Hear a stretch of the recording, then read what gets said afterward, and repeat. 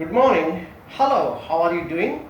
This is JVL Narsimha Rao speaking from India.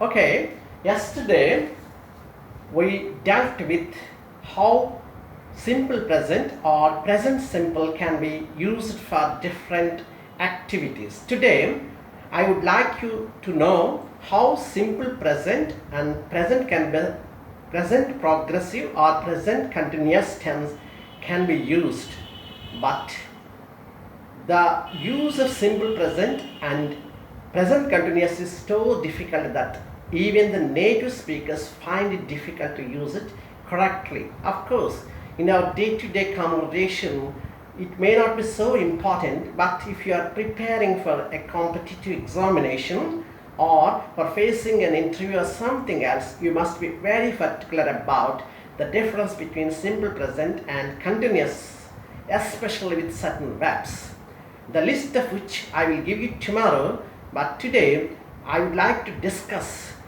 the simple present in comparison with the present continuous. Now I would like you to have a look at the blackboard. Present simple. Okay, we can call it simple present or present simple. Now I am reading the sentence. 1. I have 2 daughters. The second one, I think you are correct. 3. I hear a strange noise. 4. The sun rises in the east. Now, please watch the whiteboard on the right side. Present continuous or present progressive. Okay, progressive means continuous. The sentence 1, I am having a bath. Number 2, I am thinking of going to Kashmir. 3, I am listening to the news. 4, the sun is rising in the east now. Okay, let's have a look at the first 2 sentences on the left and the right. I have 2 daughters. Here, I say I have 2 daughters because there are certain verbs like have, possess, consists of, comprises, belong to, own, owe. Of course, the list I will give tomorrow, they cannot be used in the progressive usually.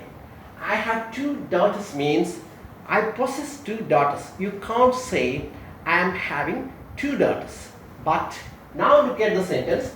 I am having a bath. Here I used the word having, not have, because I am having a bath does not mean that I have a bath. It means that I am taking a bath. So I think you know the difference there.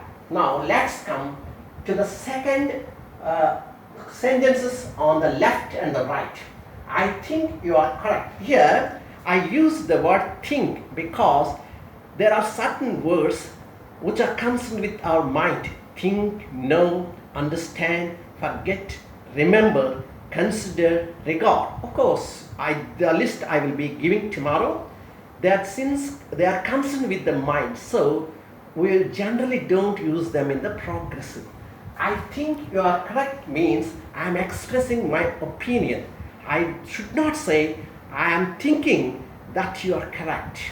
We should say I think you are correct. I think your answer is correct.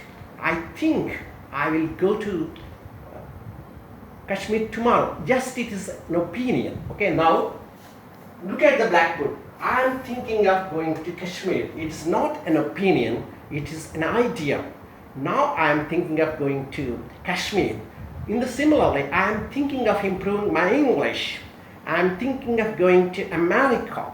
I am thinking of going to England. Okay? I think you have known the difference clearly between the simple present and the present continuous. Otherwise, you will lose your precious marks, probably your job, when you face a competitive examinations or while you are preparing for IELTS and TOEFL and other examinations. Okay? Now look at the third sentence on the left. I hear strange noise. I hear, see, look, feel, smell. These are called the verbs of perception. The verbs of perception are not generally used in the progressive or continuous tense. They should be used in the simple present. I hear a strange noise because when suppose you are in a room, suddenly you hear a strange noise, a sound from outside. In fact, you are not listening to it voluntarily or consciously, at it you hear the sound unconsciously. That's why you should say, I hear a strange noise. Now look at the sentence third on the right. I am listening to the news. Whenever you listen to something consciously and carefully, you should say, I am listening to the news. Yeah, in fact, now you are listening to my lesson, but you are not hearing my lesson. Please observe the difference. We hear a sound, we hear a noise, but we listen to the news or we listen to the videos. Otherwise, we can't learn it carefully. Okay? Now come to the fourth one on the left. The sun rises in the east. Yes, yesterday I told you that it was a universal truth. Universal truth must be used in the simple present.